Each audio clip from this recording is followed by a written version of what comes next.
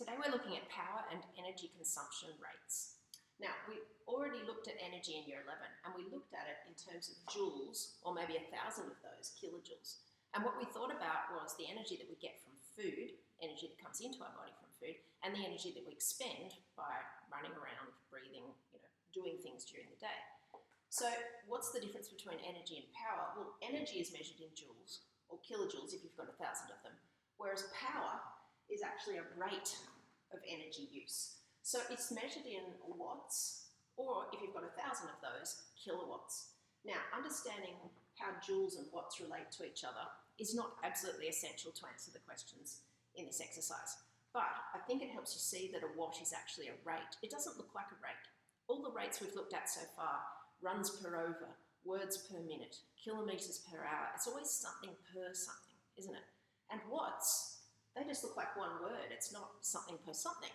So a lot of people find it hard to realise that a watt is not an amount of energy, it's a rate of energy use. So I think it's helpful to write down this box and see that 1 watt is just the rate of using 1 joule every second. Now, we're not going to be tested on that in this course, but that's a general knowledge piece of information so that you understand what watts are. So obviously 1 kilowatt would be 1,000 joules per second, because the difference between a kilowatt and a watt is that kilo means 1,000. So 1 kilowatt is 1,000 watts. So you need this basic conversion quite often. This one is just so you understand what watts actually are. Now, here is where it's at for this exercise. We need to understand that an amount of energy is always going to be equal to the rate that we're using the energy multiplied by the time. Now have a look at the units here. The amount of energy is kilowatt hours. That seems quite strange, really, and different from the way we use a lot of units. To just put 2 units together, they're actually multiplied together. There's no per, there's no slash, they're kilowatt hours. Now, how do you get kilowatt hours? Well, you have kilowatts and you multiply by hours. That gives you kilowatt hours. All right, so I've left that really important box on the board here so that now when I'm talking about the next thing, you can actually compare it back. We can see that here, this is an amount of energy, and we find it by looking at a rate multiplied by time. Now, anytime we've got 3 things in an equation like that, if we know any 2 things, we should be able to find the third. So, for example, if we know how much power we're using and for how long, we should be able to find the amount of energy that we've used. Or, if we know the amount and we only know one of these things, we should still be able to figure out the other. Now, I want to use an example to illustrate this point, an example that you already should be quite familiar with. So we've already thought about distance, time, and speed. And we're quite familiar with these because whether or not you're driving or you've been a passenger in a car, this example should make a lot of sense. Now, if I'm driving at 60 kilometres per hour for half an hour, and I ask you, what is the amount, or what is the distance? Here, the amount really would be distance, wouldn't it? Let's put that in brackets. This is distance. How far have I gone? Then you can sort of act it out and say, all right, well, I'm going 60 kilometres every hour, but I've only been driving for half of an hour. So I'm going to get 30 kilometres. Now have a look at what happens with the units there. We're doing 60 kilometres per hour times half an hour. Now this is a fraction, isn't it? Can you see that? And I can write it kilometres per hour, like with that slash there, but I could actually also write it kilometres per 1 hour, and it means the exact same thing. Now the 60 times the half gives you the 30, well enough, but have a look at the units. Can you see how there's hours on the denominator of this fraction and hours at the top of this term? The hours actually cancel out, and that's why when I say, gee, how far have I gone? We don't expect any hours in the answer, do we? We just want to know a distance. How far have I gone?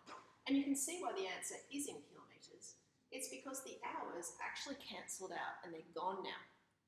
So with this example, we're doing the same thing. The difference is that we're used to rates that have something per something.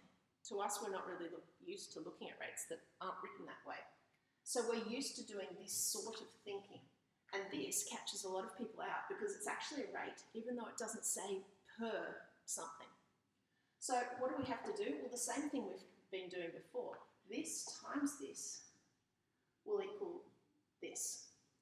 So again, this is equal to these 2 things multiplied together. And we just need to get used to the terminology being different because the rate, it doesn't look so much like a rate.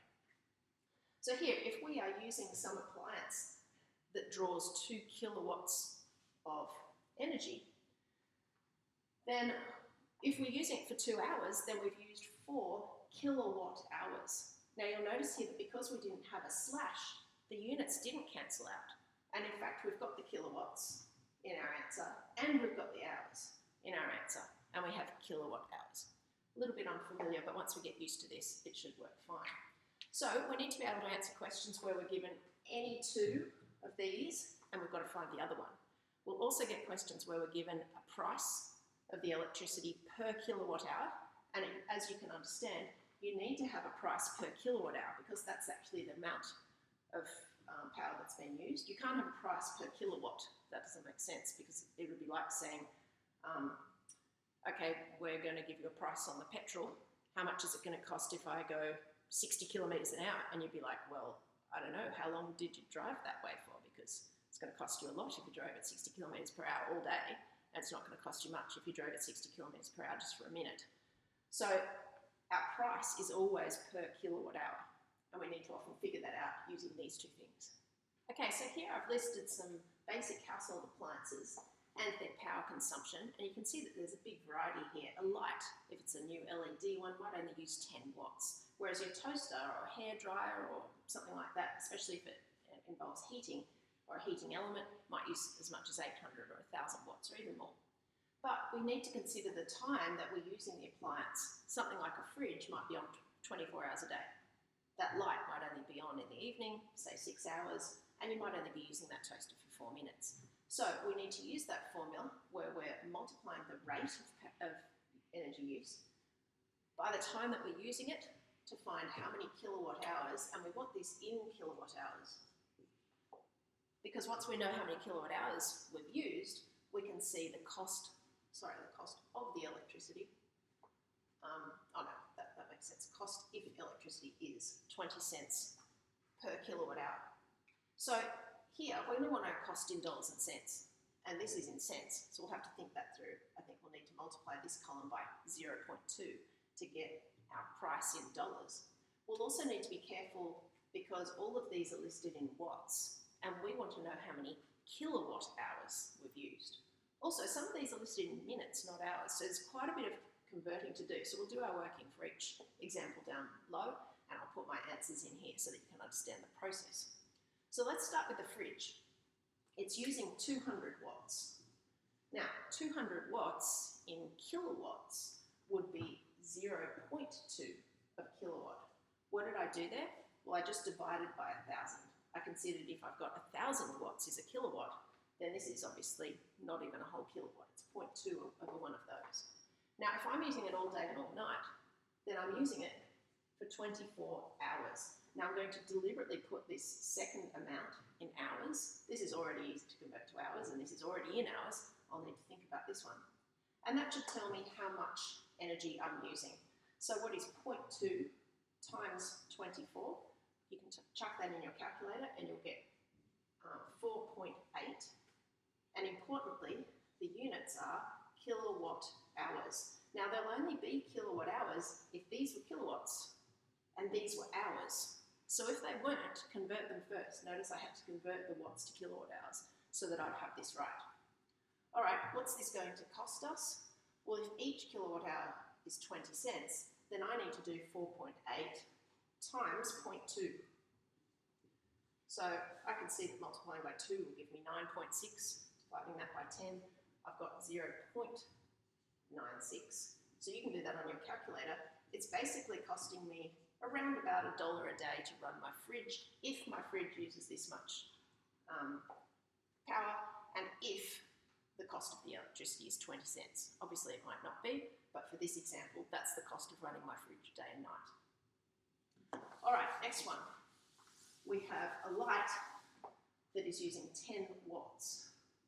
Now 10 watts, to convert that to kilowatts, it's going to be not even a whole one, is it? So we've got 0.01. Now what's the trick? Well, to get from watts to kilowatts, I need to divide by 1,000. So that moves my decimal place 3 times, or you can do that on your calculator.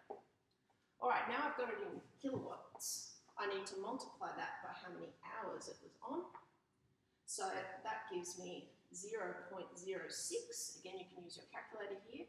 Kilowatt hours. So 0.06 kilowatt hours. And now I need to multiply each one of those by 0.2 to see how much it's going to cost me. So multiplying by 0.2, well, if I multiply by 2, I'd get 0.12, but it's going to be 0.012. So it's not costing me much at all to run this light in one evening, around about 1 cent. In fact, 1.2 cents. So that one's quite cheap. All right, the toaster is 800 watts, which is 0.8 kilowatts. But I need to turn 4 minutes into hours. Now there's 15 lots of 4 in 60 minutes. 15 times 4 is 60. So I think I've got 1/15 of an hour. So when I multiply these together, I might use my calculator for this one, I've got 0.8 multiplied by 1/15, and I get 0.053 repeater kilowatt hours. To turn that into dollars and cents, I need to take that, 0.053 repeater, I need to take that number while it's still in my calculator and I haven't rounded it off. I'll multiply it by how many dollars it costs per kilowatt hour. And this one is also quite cheap. This toaster is going to cost me around about 1 cent to the nearest cent. So here I could be rounding to the nearest cent. If it asks me nearest cent, always check how you should round things off. So that gives you some examples of working out the amount of energy used and the cost of using that energy.